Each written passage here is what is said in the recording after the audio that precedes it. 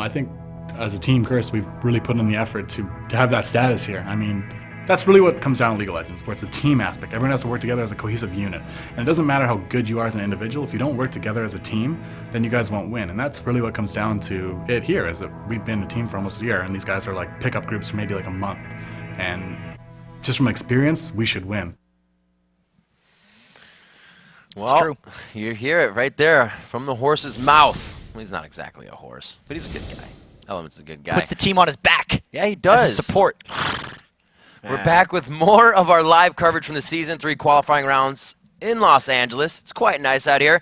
Rivington III here with Joshua Jat Leesman. Throughout the day, we've been asking you guys some questions on Twitter, the @LOL Esports. One of those questions was, who do you think is the MVP of the tournament so far? And Jat, here's what some people had to say. So we have Doc Shizilander says, Go Suzuna. He went from a great top to an awesome D in a short time and is really impressive. And he had amazing focus during some of those team fights. Like you could see the passion in his face was almost bigger than anyone else. He was the closest one to the camera. He was up. And yeah, he actually mentioned up on that. He mentioned that once Squid joined his team, Psycho Sid, he really came into himself as a player. So that's actually a pretty good choice for a potential MVP. That's awesome. Let's actually check out one more question. I believe we have time for that before we jump into this matchup. So La Florence says, day one it had to be Void Boy. Yeah. Yeah. His Elise and his Kha'Zix even. Kha'Zix, he was kind of losing lane, but his team fighting was amazing. His Elise is crazy. It drew 2 bans from Azure that game, and it wasn't enough because Katarina made Shousters on mid lane Orianna look like not a person. They could not touch Void Boy. It was incredible.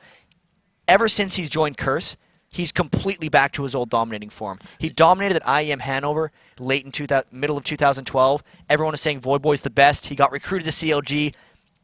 Team styles just did not mesh. Right. He's not a passive player. He needs everyone on the team to be aggro, and then he's amazing. And you know what? That kind of put him on the chopping block, too, because everybody was like, oh, maybe he, kind of passed prime, but no. No, not even close. He just finished high school. Yeah. He is not past his prime, I guarantee you. All right, guys, let's keep the great tweets coming. Next, we'd like to know which champion you are most surprised to see picked throughout this tournament. Tweet us using @LOL Esports, using the hashtag LCS, and we'll read your responses live in the show as well with your name so people can spam you. But, yes. Jat, it's time for Game 2 of Curse versus Azure Gaming. Azure on their heels, trying to come back. We keep poking that, Prolly said you want to win the group. Obviously, they'll be able to play tomorrow, but the wins are just, the momentum is way easier. It's much easier to win today than it is tomorrow. They're going to have to, you win 1 game today or you have to win 2 games tomorrow. And every game tomorrow is an elimination game. These games are the sweet spots, right? This is the games they're living for. This is what they need to get through. And all the stuff we've seen, Curse is so well prepared. They've been a team for a year. They went through multiple roster iterations to find just the right combination. And Azure has not. And we really saw it in that game. So what do we have coming in here, Jat? They don't want to go top one-on-one against Void Boy. So we may see the lane swap again. How they're going to come out with it is going to be a Caitlyn Nunu.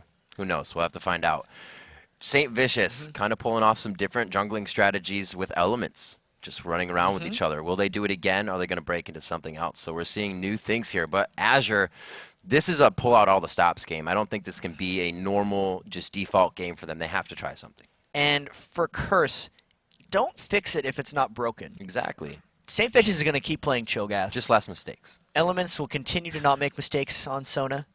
Misfortune would be a good pick again. If Twisted Fate's not banned, pick it again. If Katarina's, just do the same comp. That, like, a lot of times, in the previous matchup, we saw the same comp get picked twice in a row by Dirtnap, and it got turned around on him. But those were closer games. In this one, Curse really just needs to put the pressure on, put the pedal to the metal, and say, yeah, we're going to do exactly the same thing. What do you got? AZG feels the MVP stands true as well, and Elise is going to be the first ban out. Maybe they'll try to ban out Void Boy. But they have the first pick here, so Curse has a choice to make, and it seems like they're making the choice of banning the Kha'Zix and the Evelynn because they could have let those things go through to Nijaki and Void Boy. I know both Nijaki and Void Boy have been practicing Kha'Zix. Right when Void Boy came back from his vacation recently, he picked up a new champion. It was Kha'Zix. Yeah. And unfortunately, many other people picked up the new champion, and he is now banned all the time. And he is, and he also has flying noises that we've implied. So yeah, it's cool. Katarina going out, like you said, that is going to be the focus. No Warmogs there. So it looks like they're not going to go with what worked last time. They're going to have to fix it. Well, it got broken. Voyboy's got enough things, I believe, that he can break out top lane. That's Elise and Katarina that are banned. He can still break out almost anything. They haven't used Lee. Has they used Lee in any compositions? No, they haven't even had to pick him. Lee Sin was, trying to look at my notes here, he was not picked or banned in any of their games yesterday. So he's open to them, but they just haven't had to go for this. Now, what is Azure Gaming going to go for with their first pick? Lock in the Amumu. It's a powerful pick for them. They like having that champion. You show Amumu you can turn a fight. That's what he's all about. You bandage toss in and you lock up an entire team. Jat, you yourself like to play some Amumu back in the day. You're more of a Trundle player. I like to play Amumu now. Yeah. He is my favorite jungler right now. I walk over to Jat one day when he's at his desk and I'm like, it's like, what happened to your elo? He's like, I don't know. I tried to play in some other positions and I just lost like 150. And then I went back to his desk like 3 days later. He actually sits behind me and I looked at it and it's like 1980 again. He's like, I just went back to jungling. Yeah, I played a lot of it. Like, what? He's like, yeah, good. Amumu. He's good. He's really, really good. He makes fights happen for your team. You just lock down the whole team at once and everyone else follows in. It's just a matter of he can get out pressured early. And it's a very dangerous pick here, picking it against Curse because of how much pressure was applied to them last game. Yep. And we have the MF Taster's Choice combo with the Amumu, Olaf, and Cho'Gath locked in for a bit of a beef lineup for Curse here to start off. It's a good tank line. Not really trying to break anything. 4th game in a row, St. Vicious on Cho'Gath. So much utility and crowd control. Like, even back in the days when they were on, when St. Vicious was on CLG, he remembers Hotshot's Cho'Gath.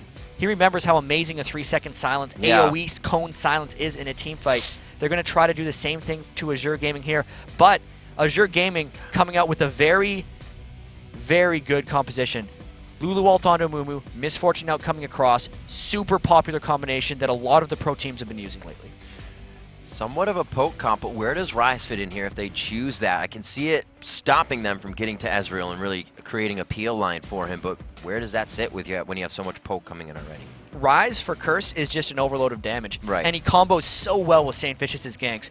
Rupture, amazing crowd control. Rune Prison's just a click on target. Yeah. Nyjaki's just going to run up to Shouster's mid. St. Vicious will gank in. They ran this combination on day one, and Nyjaki, who's actually playing against a Katarina in mid lane, completely destroyed him. Nyjaki's Ryze is really potent. So we do have the crowd control coming in from this team, and that really gives them a whole lot of chase for these fights, and Kite disengage if they want as well. And I really like the fact that Cop is picking Ezreal, because that's the one thing I actually do in solo queue when I pick Amumu, is I ban the crap out of Ezreal. He's just going to cleanse out of his Amumu ult and essentially make him useless. For that purpose, Olaf's going to be running clean through it. When you first pick Amumu, they're allowing Curse to pick around it. Nyjaki's a very tanky mage. He can kind of get caught in the Amumu ult. Olaf can run clean through, Voyboy can, and then Cop is going to just be cleansing around stuff. So picking that first, while powerful, is allowing Curse to use their experience in counterplay. And it looks like they're going to be trying to save whoever gets hit with that Rune Prison. They're really creating a team to protect here with area of effect composition. They're putting all their eggs in one basket. Yeah. Which that's a good way to put it. Which is a little dangerous, and really all their eggs in one basket. That's a lot of AP. It's a lot of magic damage, and then they have the physical damage from Misfortune's ultimate. Like, it's gonna be tough because Voyboy, unless they have someone that can lane against Voyboy, they're not going to be able to have their team together for this AoE. I really want to see how this develops. Support Fiddlesticks is something Elements actually pioneered a little bit. He was the first one to play it in competitive way back, I believe, at MLG. I want to say Raleigh is when he played a lot of it, and it was super effective for them. If he goes with that pick, I would not be surprised. So both of these teams actually enjoy the laning phase. None of them are actually going to... Do they want to fight in this? It doesn't seem like there's level one or 2 or 3 heavy fight teams like you would with the Leona or something in the bottom lane. Early game, it's going to be... They have the Rupture, so they have a slight edge.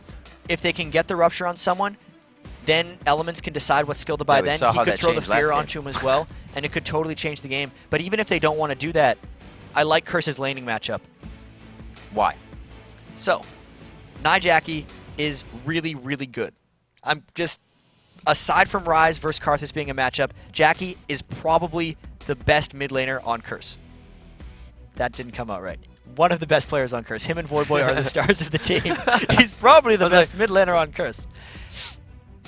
He's going to be able to combo ganks with St. Vicious. Voyboy picked Olaf because even if they want to do a 1v2 against him, he'll be able to handle it. Olaf is one of the best 1v2 laners. And then Cop and Elements are almost immune to ganks in the sense that Fiddlesticks can put a 3-second fear anytime someone comes at him. They're just really set up to be bullies once again. So how does the Fiddle work with the AoE composition? Everything's going to happen very fast coming from Azure. The ulti, the Mumu Sad, Curse of the Sad Mummy, the Equalizer.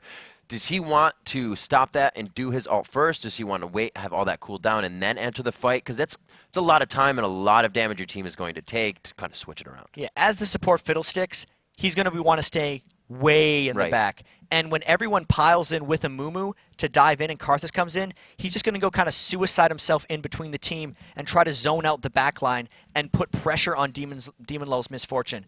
That's probably why they decided to go with that pick, aside from the lane advantages. All right, ladies and gentlemen, what could be Azure's Gaming last chance at a spot in the Season 3 Championship Series. Curse Gaming 1 win away from making that dream come true. They have put a lot of hard work and effort, as has Azure, and we're going to see how that will pay off for both teams. A little bit of a split, and yes, there is going to be this swap. It looks like it's going to be pushed down by Curse as well. Curse doesn't really care if Voyboy gets stuck in the 1v2 this time. This time, instead of having 5 members rush, they rushed with 4, and the ward was placed in a brush instead of putting a human Lulu there. Rupture in the same place, but they're only going to find the ward. This time, so it's Azure homework. might be able to turn around something. That was homework. And we see them going around, actually quite early. They're just going into 50 seconds. They're not even letting AZG get ground here, and they're walking through a ward right now, Jack. Azure Gaming also walking through a ward. That's where Curse caught out Lulu in the previous game. Oh. There's a lot more grouping early on in this game than I thought. They are pinching right now. Voyboy is just in that bottom bush. Cop is going to enter, so there were no wards placed where AZG was, so they can't see if Curse really wanted that spot back. But they did, very much so. Voyboy sitting in the bush, waiting. The team's going to back up, so he's got to be careful of his position. He knows Demon Low's right next to him.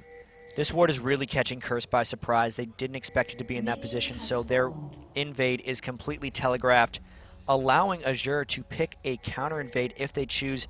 I don't think I've seen this many pings in a level 1 in quite a while. They could go right up above the turret, and they're just going to face them. They have vision there. They could start to lay waste over that wall. Curse has got to get out of here. They don't know that they're coming. Nothing is going to give him that vision. Not even... Oh, Rumble is going to come in from the side because that ward's there, so he can't really make a move. It'll alert Curse that something is happening. They're just going in. They're going to collapse on him as 5 as soon as they start this buff. There's the ward that goes back in the bush. They know they're coming in.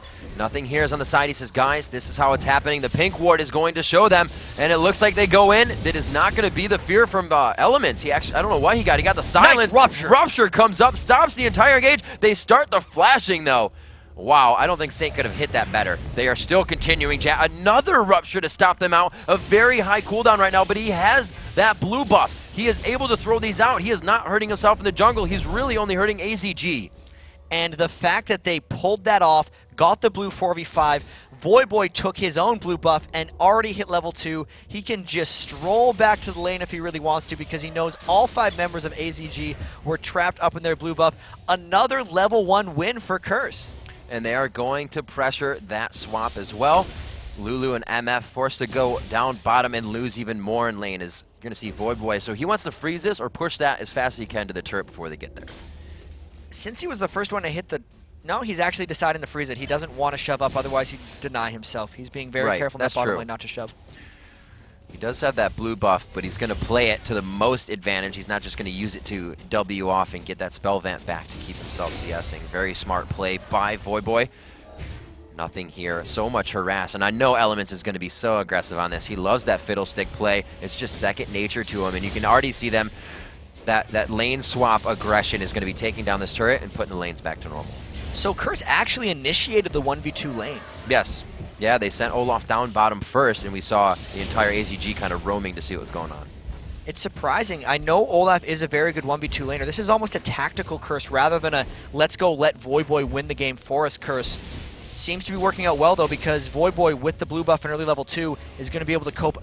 Now he's level 4 at this point. Going to be able to cope way better than Nothing here in the top lane, who's getting destroyed by the Fiddlesticks poke.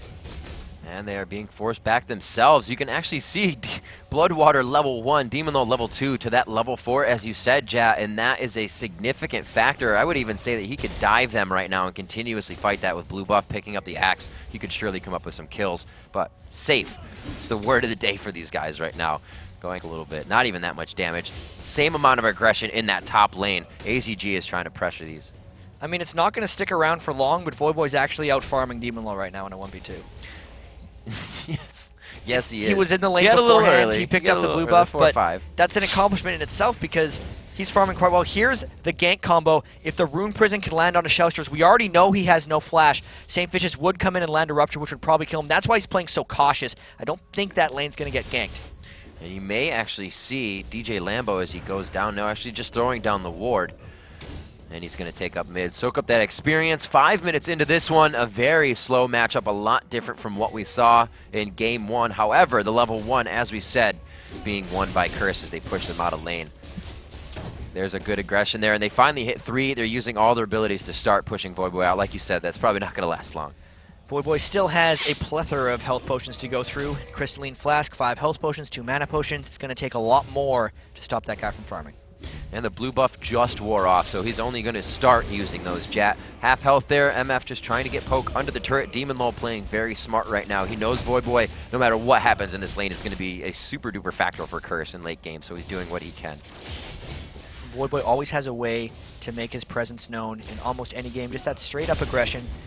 We had the tweet coming in saying he was probably the MVP of the tournament. We had that amazing highlight from him yesterday when he escaped miraculously from a 2v1 gank with Elise. And still made mistakes. Still made mistakes. He still has room to grow, but it was a good play. Oh, nothing here. That is so painful.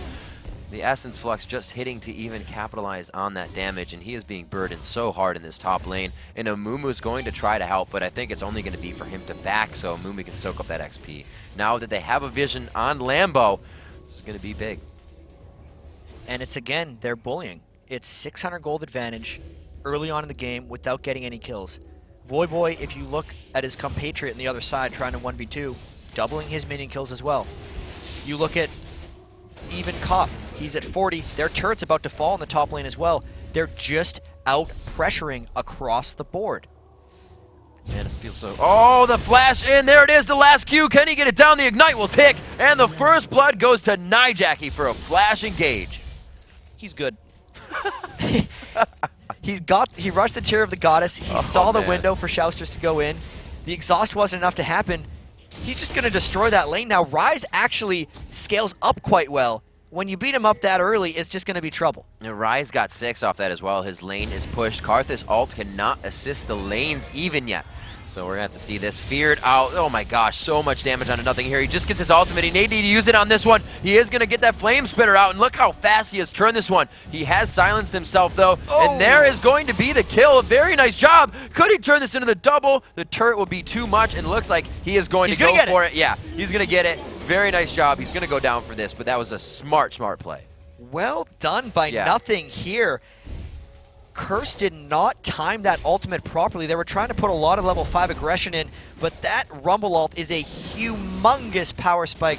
Saint did come in for the cleanup afterwards, but that's really a good sign for Azure if he can get going on Rumble. Somebody from Azure pinged that dragon, but they said, no way, not yet.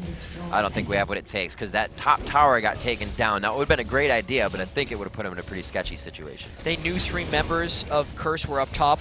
They thought they'd be able to collapse down with Misfortune, but I guess they were just generally afraid of Voyboy and Nijaki in what would have been well, Amumu had to shop a 2v3 with the dragon, which makes it not quite as attractive a choice. Here it is, St. Vicious with that timer, checking his pocket watch. Oh, here comes Voyboy bot, ghosting. With Ryze, and they actually coming in for a double here. They're trying to steal blue, as well as going for this gank down bottom. Voyboy does not have much mana. They have flashed over the wall to get out of this one. Onto Shousters, St. Vicious finds himself falling, and Ryze, Nijaki able to make it out.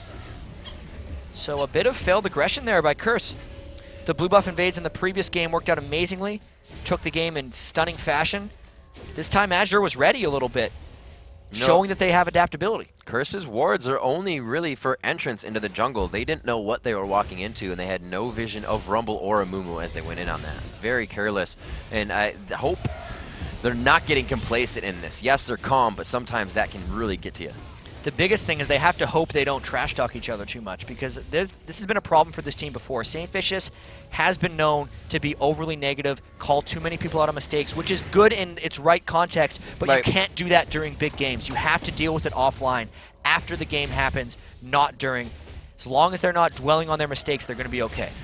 These 2 kills to Rumble will definitely make a formidable fighter, as there's only 1 on Shogath and 1 onto Rise. He is stacking that tier, so he's going to be more effective in the fights. And really, we kind of pointed at Nijaki to be a large impact player for this fight on that Rise with his tanky build, especially having such an all-in team coming from AZG. They look to put pressure in this bottom lane as they walk through a ward, and Lambo is forced to walk away. Rumble now versus Olaf top, so they switch it back. After the turret was taken, Jat, the textbook swap back. Looks like they're just going to try to push in even harder.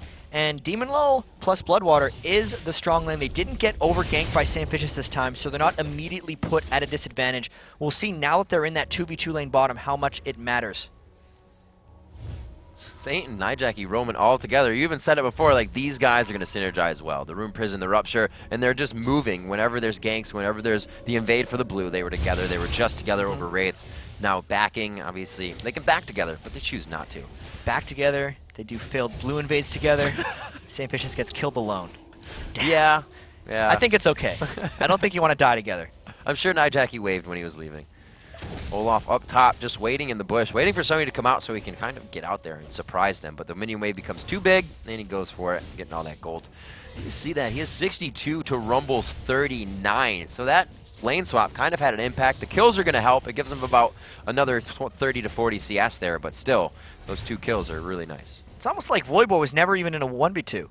He's got the same farm as Nijaki and everyone else. Rumble all popping up top. They're going to brawl. Voidboy going strong on this one as he goes lower. He's going to have that attack, but he's standing in the Rumble ulti, and I think ultimately that's what took him down. You're absolutely right there. Nothing here made Voidboy disappear. That was just a poor choice by Voidboy. He stuck in the ultimate for too long. If he would have moved about a couple feet to the outside, it wasn't put too far down, he might have been able to finish him off. He thought he'd be able to drill him down, but he just judged it wrong. That was a big matter of Ignite being on nothing here, but Voidboy not having the combat summoner because he chose to take teleport.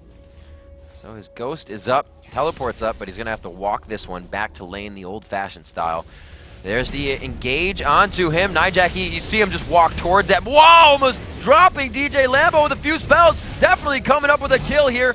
A last lay waste does take him down, but that is scary for AZG. That was a huge amount of damage burst that he put down onto DJ Lambo. They did have to burn the Amumu ult, but they got 50% more gold from that exchange. Nijaki didn't credit his team with an assist for that, so that's slightly helping Azure come back in the game a bit. 1,000 gold lead. At this point last game, they were down about 6,000, and it was pretty much pronounced over. They're doing a much better job in this game, and we know how well Karths can power up. What's happening to my words? Because we saw that in the Fear game earlier. It is 85 to 82. Those mids are neck and neck, both 2, 1, and 0. So there is nothing dividing them right now besides a few items and backing. Karthus is not yet. There's the ultimate bullet time going down. They're going to be able to drop this turret, grabbing some more gold, actually grabbing that first global gold for themselves as they had not taken either. So it's kind of mirrored on each side. Those bottom and top turrets are dropped at 5 to 3. Jat, it's 13 minutes into the game with a very slight gold lead in favor of Curse. A whole different match than we saw game 1. I really got to credit Azure right here. A lot of teams would have given up after they got their blue stolen and saw that Voidboy had a blue as well and just said, you know what? It's happening again. They invaded us last game. They're going to do it again. Surrender 20 minutes. GG. But no, they stayed in it. They've managed to turn around Curse's aggression in a couple circumstances. They baited Voidboy into being over-aggressive in top lane. They've roamed well. They got a double kill from nothing here. He's really been one of the difference makers. They have the farm on the right people. Their AoE comp is poised to work a little bit as long as Curse stays grouped up. Right now the score says 5 to 3. That's in favor of Azure. They have definitely found ways to take Curse off the map. Curse's mistakes being a few ganks on the top side. That not even a gank, the double kill from Comp and Elements. They got taken down by Rumble. That was a very big factor, and we saw the failed invade there where St. Vicious went down. It wasn't even helpful for them. He hasn't got the Aegis yet. That will be better. Looks like the Warmogs again being built on Olaf. Maybe we may even see one, if not a Sunfire Cape on Amumu. Mumu's most likely going for the Sunfire Cave. Just all those Giants Belt items coming in so huge with the decreased effectiveness of resistances. But there's 2 members of Azure top lane. Only Voyboy up top. So they're going for a 4-man dragon. They know the Amumu ult. They thought, never mind, Amumu ult is up right now. They might look to stop this. We could see a fight down by Dragon.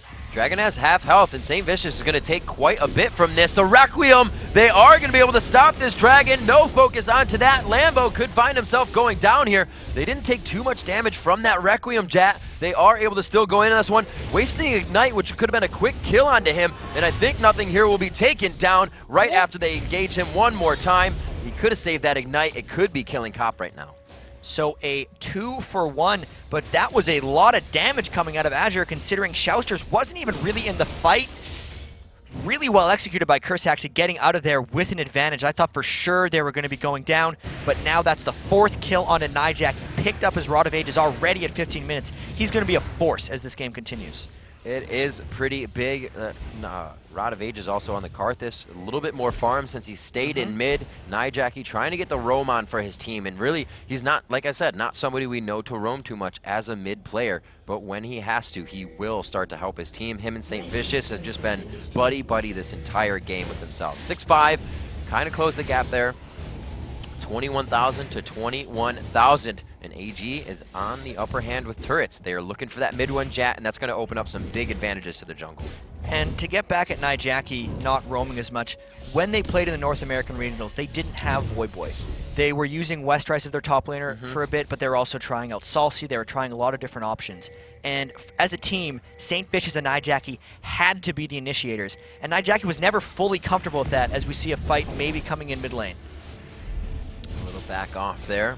But yeah, you're right. I remember them saying that. We kind of had to work Jackie into that playstyle. And the thing with that is, that's not his perfect playstyle. He loves to be able to farm and just win his lane because he has such amazing mechanics and understanding of the lane. So when they picked up Voyboy, it really took a lot of the pressure off because now instead of just having St. Vicious and Nijak that have to go in, Voyboy does it a lot as well. He's usually the first one to go in, even when you don't want him to, but he will go for it and he creates for your team, which really just meshed so well with Curse's personalities. And Curse here being put a little on their heels towards their turret. The push coming in from AZG, and I gotta hand it to him. They had a quite a tough bottom lane against Voyboy. He did come out on top of that one in the 2v1 swap. Nothing here is down by 40 CS still in that, but he's found himself 4 kills somehow.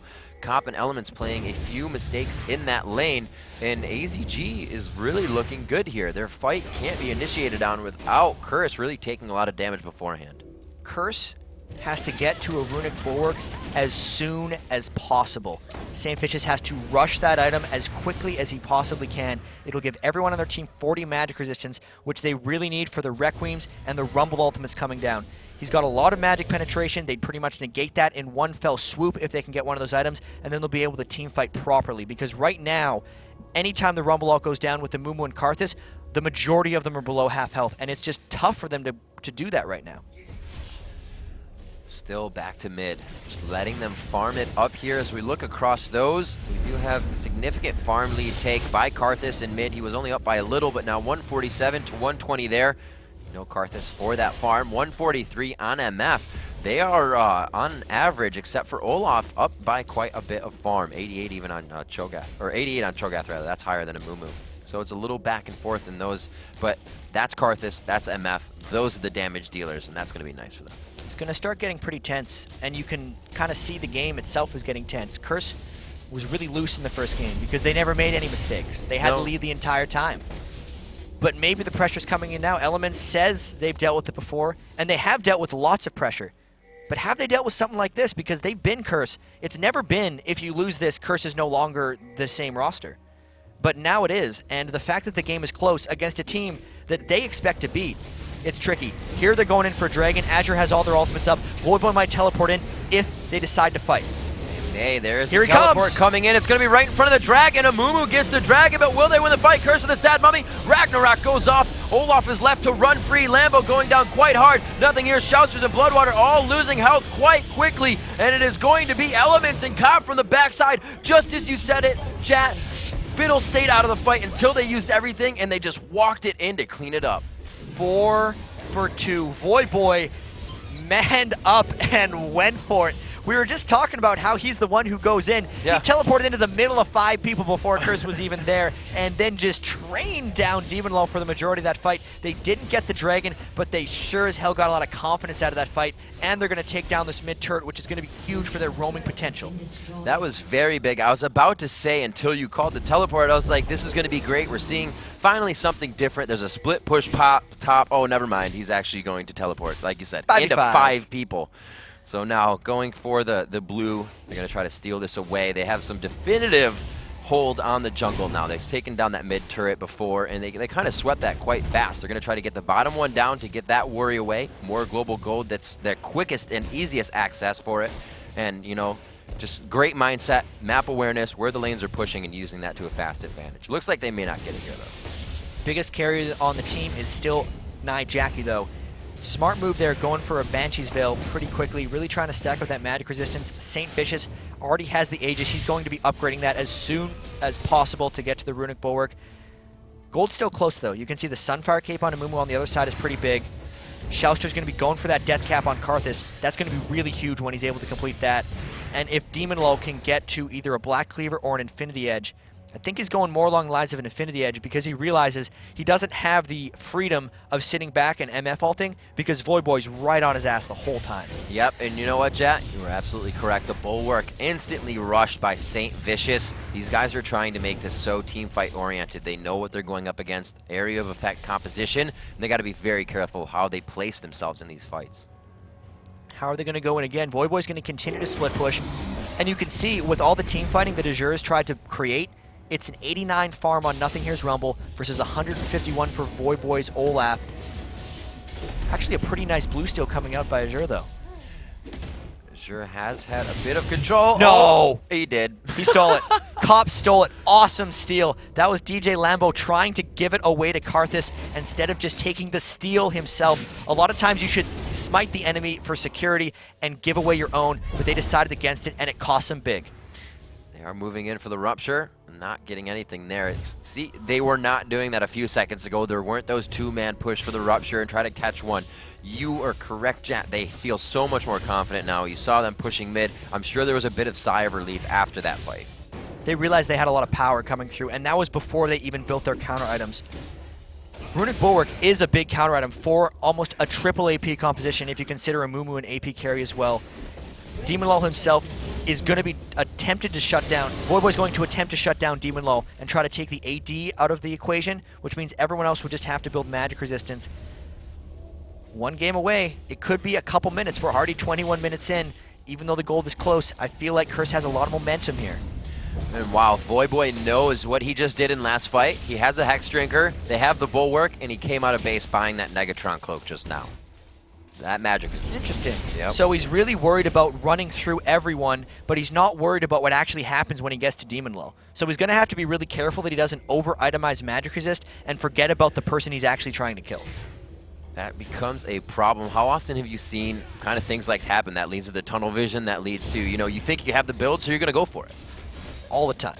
It happens constantly. All the time. In fact, the last time I was watching Curse play Olaf, back at an MLG Dallas, it was when Westrise was playing it. He had a very similar build. He was a super farmed Olaf the entire time, but he built magic resist because it was a double AP composition with Ezreal. It was against Dignitas. I'm a Cutie Pie hit a point where he could just kill Void Boy, and as soon as that happened, Curse lost. So Void Boy has to make sure that he can't get soloed by the AD carry. He's just running in to see what this Negatron Cloak does for him. Feeling good, just beating away onto Shousters, and he turns as soon as he sees Bloodwater. Very good control there. They're kind of just knocking each other down, trying to get the upper hand in this next engagement. Didn't really burn much, considering how much he spent to get that. Void Boy burned his ultimate and his ghost. Got himself down to about half health. He did draw and suck 3 members of Azure up there because they thought he was going to go all in, but Curse wasn't really in position to capitalize on that. Jackie was shopping. They weren't putting pressure on any turrets, so it didn't really react in that big of a win for them. Cop waiting for a minion wave down bottom, and Saint says, hang on, I'm coming.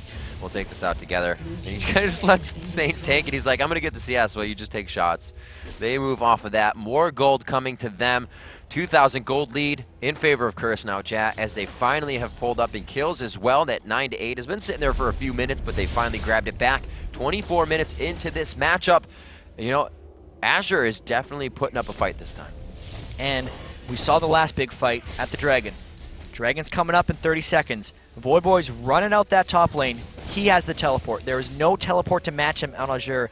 There's not really even a person who can match him if they fight the 1v1. So Azure's going to be wanting to run to that Dragon, try to get there before Curse, but Curse shopped at just the right time. Everyone spent their gold just in time to get down there for a Dragon. I'd expect to see another fight coming up here. Voyboy's not even going to have to use his teleport because he's running down near the area as well. We may see another fight here if Azure decides to aggro on the Dragon once again. But maybe they're just going to poke back and forth. You know, Azure, as we have seen through just these few games, are a team that quickly adapts. They put a ward in the bush instead of Lulu in the bush. They, you know, they're going to remember that Olaf will teleport in this time and 5v5 their team as they come in. So you can see how cautious they are, making sure there are no wards around there. I don't think they have a pink on them, just that Ruby. Actually, they do. The pink is right there for Curse. So Curse has the upper hand. And Curse is going to be fine with sitting in this situation for as long as possible. Voyboy stole the blue buff from Azure. He's going to go split push this top lane. He's going to just get bigger and bigger. And as long as he's farming and no one else is, that's advantage Curse. 193 CS to his counterpart, 124. So those kills really not factoring in anymore for Rumble to be tankier or bigger than Olaf. He has gone for the Kindle Gem as well. Cooldowns, a little bit more health. He's really looking to just continuously pressure this lane, get that split push in. The undertow is just so good for pushing. We were talking about it with Saint earlier. He's like, love playing Olaf and solo queue lanes. You just throw it back and forth and you can go. You see a little aggression here onto Voyboy, but he is going to go strong on this. I think he's going to try. No, he's going to go for the kill, actually. I thought he was going to try. Wow! What is going on? Chouse just did not know this was going to happen. A cleaned up double kill for Voyboy. And will the Karthus ultimate be able to take him down? He's going to try to lifesteal here. That is absolutely amazing, chat.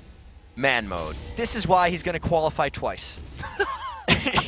Because he can pick up 1v2 double kills. Only person in Season 3 to qualify twice. He qualified on CLG. Hard mode. And with that hard mode, absolutely. Hard mode.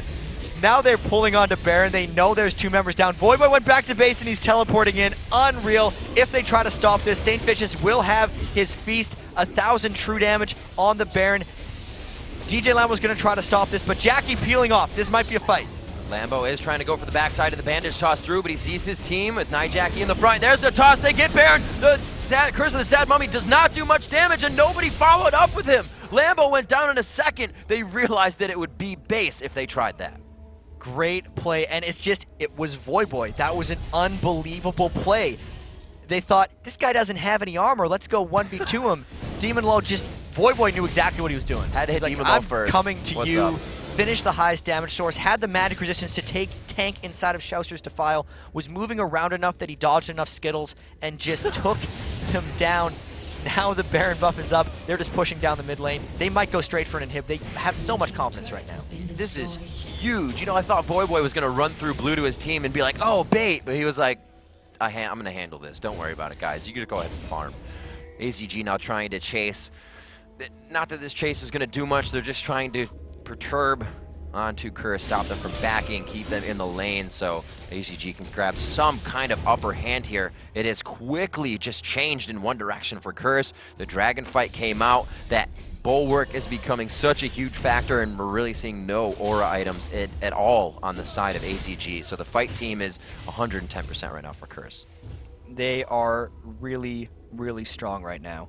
The damage coming up from Mad Jackie, how close is his tier to being fully stacked? It is fully stacked, so he just upgraded it to a Seraph's Embrace. That's really huge for the shields that he's going to be able to put on himself if he gets caught in the immune wall. That's a very tanky Rise. We know that's a very tanky Olaf because he can solo the two main damage dealers from Azure Gaming. And on top of that, you'll have Elements' support Fiddlesticks, still somewhat potent ultimate. One of the highest damage spells in the game. Not even counting the Trinity Force, which is a slightly new item. I mean, old item that we haven't seen much of in Season 3 on Cop, just giving him the mobility. But this is a bigger lead than 8,000 gold, which means it's a huge lead.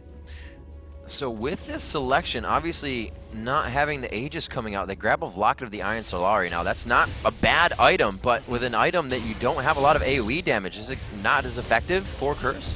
Or against Curse, I should say. Yeah, it's got a pretty big range, but at the same time, Curse is going to be looking to split up the fights. So It's a preference choice if Bloodwater really likes using it. That's about protecting Demon Lull and himself. He's really making sure Voidboy can't run through him. That's about as much protection as he'd be able to grant him with a single item. He's really hoping he can save his life with that. The CS lead now taken over by Curse. That's 230 to Voidboy, 228 to Comp. Comp always known for having just a crap ton of CS in the game, and I think he's the first Ezreal to build a Triforce this weekend. That Frozen Fist or Static Shiv along with the Bloodthirster has really been that taster's choice that people are going for. The aggression here from the poke coming from Olaf and Ezreal now. St. Vicious with the split push top. That was Voidboy's role just a few seconds ago, but they have the ability to use either one of those two, which is awesome. So is 230 a crap ton or metric crap ton? It'd be metric at this point. Okay, that's a lot. That's good. Yeah. It's going to be really tough for Curse. I mean, for AZG to just stop this push, because it's not even Voidboy that's split pushing at this point. It's St. Vicious. Yeah. They're not going to put their 80 carry to stop him, and he stacks so much magic resistance that he can split push just as much as he likes. How are they going to get in and out here? They're a little worried about getting caught in DJ Lambo's Amumu ultimate, but they can't be that worried. They still have the Baron for about 40 seconds. They're going to want to go probably on this wave. I think this is their last wave with Baron. And they are going to be pushing in for that inhibitor turret. Silence to Lambo, he can't toss in. The turret's not actually taking that much damage, but they do get the Rune Prison onto nothing. This looks like the engagement's going hard, focusing onto nothing. Voidboy ghosts, and he is in the fight with Ragnarok. We saw him do it before. He is going to zone out 3 people by himself. Oh my God. Lambo's forced to flash. Voidboy continues to go on and fight his own battle down here below the inhibitor turret. The rest of his team on the top right of the screen doing the work they need to do, and Voidboy just manned up and seriously carried that fight. Baron buff now off of him, but it's just to support Bloodwater. Could this be the push where Curse qualifies for Season 3? This is going to be big. Voidboy's second time in here. He's going to have a big grin on his face. They are going to be dropping the second Nexus turret in a very well-fought battle by Azure Gaming. Curse will move on into Season 3, the League of Legends Championship Series. The 6th team to officially qualify. Look at the relief on these guys. They expected to win, but now they have finally qualified. Fantastic stuff. And there you have it, ladies and gentlemen. Like you said, chat, team number 7 coming in, team number 6 coming in here as we have 7 to come right after and 8 on Sunday. Some amazing matches. You can see these guys are going to head over to the other booth, give a congratulations to Azure Gaming. And from what we saw of Azure in that second one, it seems like these teams at this level, they have what it takes to receive what's going on and make changes and make it happen. That second game was a whole different story than game number 1. Yeah, even though Azure Gaming got thrown together very quickly, tough draw going up against Curse, in all honesty. They did a pretty good job. They did an amazing job making it even into the top 8. That should tell them that if they want to stick together as a team, they would do really well on the Challenger circuit for the next season, and they would still have a chance to make it in with an up-down if they can gel a little bit at the team, because that team was thrown together in a couple of weeks. Yeah. And Curse was a team for a year. So complete congratulations to them. It's great to see them officially qualified. I'm sure everyone is very relieved that St. Vicious, Voidboy, Cop, Elements, and Nijaki don't have to find new teams. People like them being Curse. They love the videos that Curse puts out. They like the mansion. The reality show that is Curse Gaming. It's really cool. You know what, chat? We're going to watch Curse do it one more time here with this replay. Take it away. See them pushing in on this inhibitor, and it was a matter of nothing here getting caught out. It's mainly all about Voidboy. Cannot be disabled. That's Ragnarok. They throw the exhaust down, and that's the thing. Demon Lull could never actually channel his bullet time because Voidboy was always on top of him. Elements waited for everything to come through, popped the fiddle out down, and you kept thinking Voidboy was going to die, and then he never did. He baited them into so many fights. They get the inhibitor. Great job. Huge carry there by Voidboy. I'm going to high-five that guy who gave the Voidboy MVP call. It was good. Yeah, it was a great call. Preemptive, prophet-like MVP call as well. Very good. Ladies and gentlemen, coming up next, we'll hear from Voidboy himself, a member of the winning team, Curse Gaming, and we'll recap all the action so far. Stay tuned here from Riot Studios. Curse.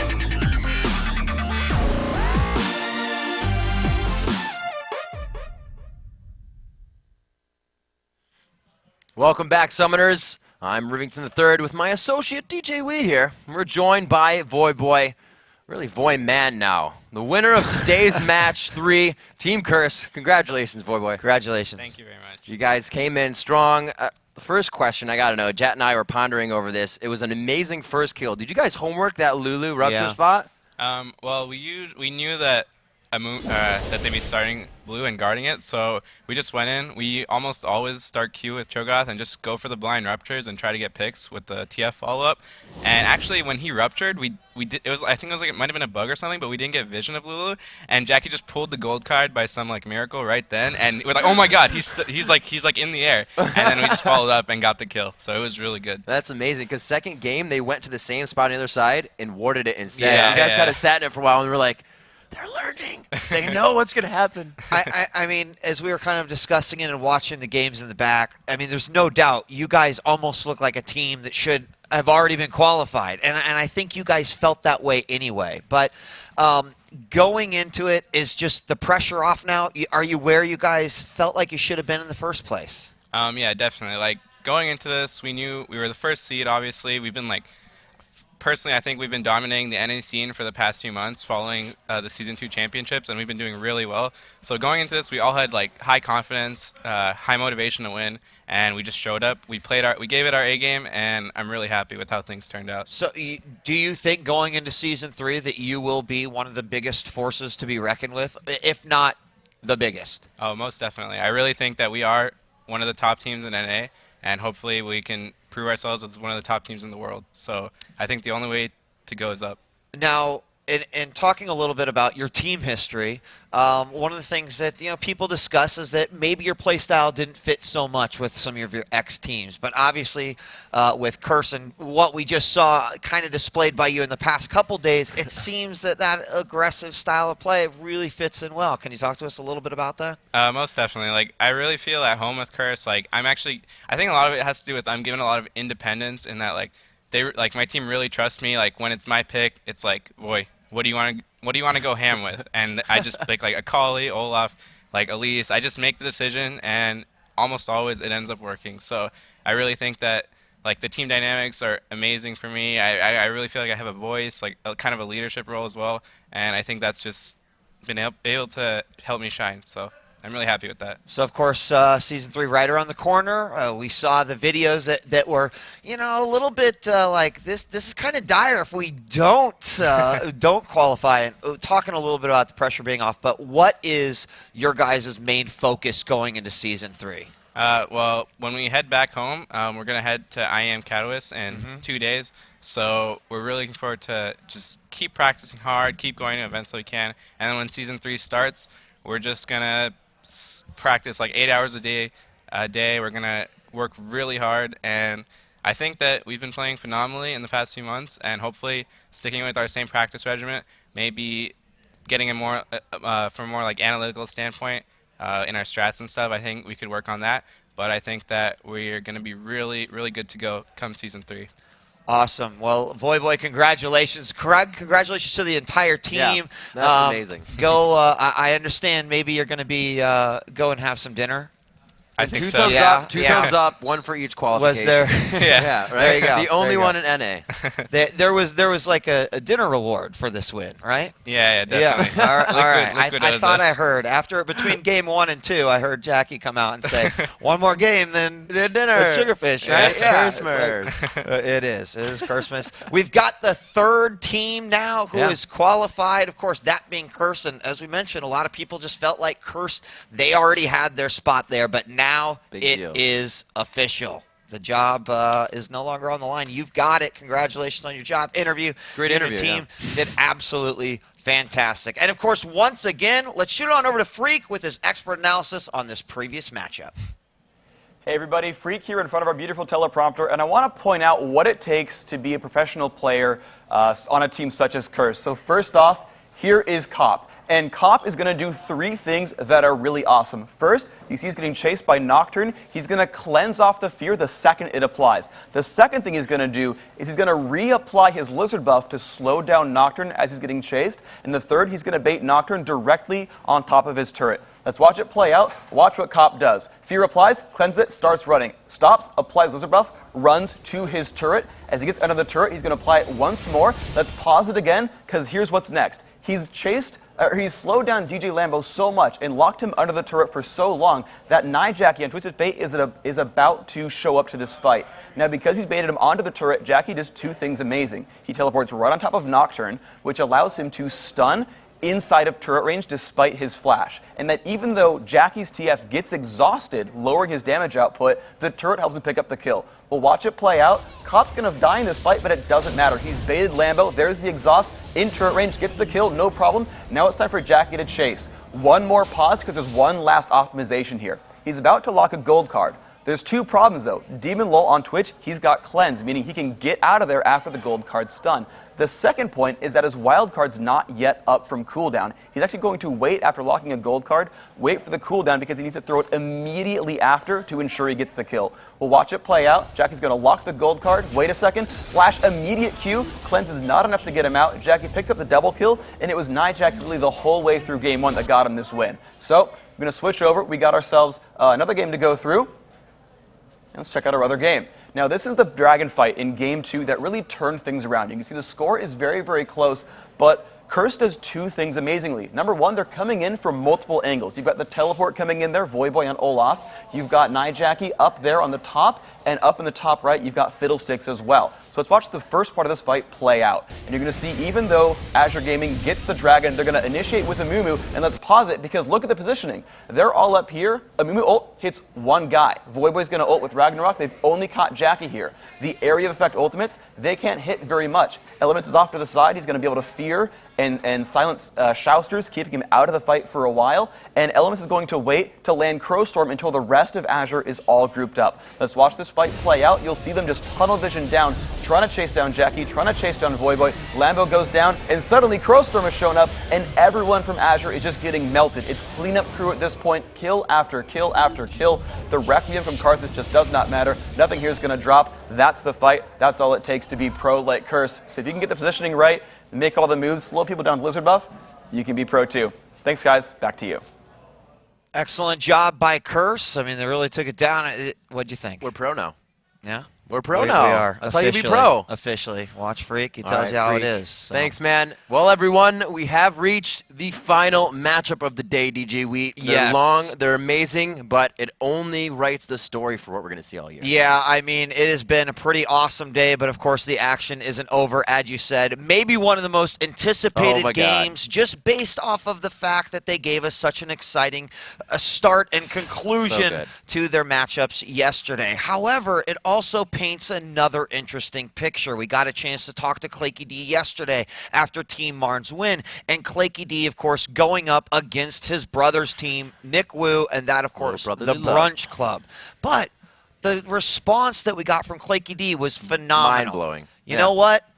This is the ideal situation we wanted, to play against each other. Put it all out there. One of us will make it today. And I'll tell you what, I love optimism, Rivington. I love it. I think it's the way everyone should live. In this particular case, having that going into this matchup, these guys will leave nothing behind. They've got the chance for one of these brothers to make it through, but more importantly, tomorrow's always the second chance. So there is still a possibility that both brothers could be competing this season in Season 3. You know, I've been absolutely amazed at the camaraderie and actually where the connections go here. We've had, you know, Team Fear meet Playground played, and they went to elementary school together, and that's something there. We've had other brothers, the Dins, play together. Obviously, Epic Gamer was dropped out, but TSM is still in it. Andy, Din, Reginald to be in there, and just so many others. The brotherly, you know, rivalry coming up here, but it's not. When they won, they texted each other. They were on either sides of the studio or maybe back at the right office, and they're like, dude, we made it. They're like, shit, yeah, we made it too. One of us is going to win. And like, it's mind-blowing. And they were so happy for each other. And you know what? They're more than happy to see either go through. So, in the matter of moments, the last match is coming to of the day. Don't go anywhere, Summoners. We'll be right back right after this.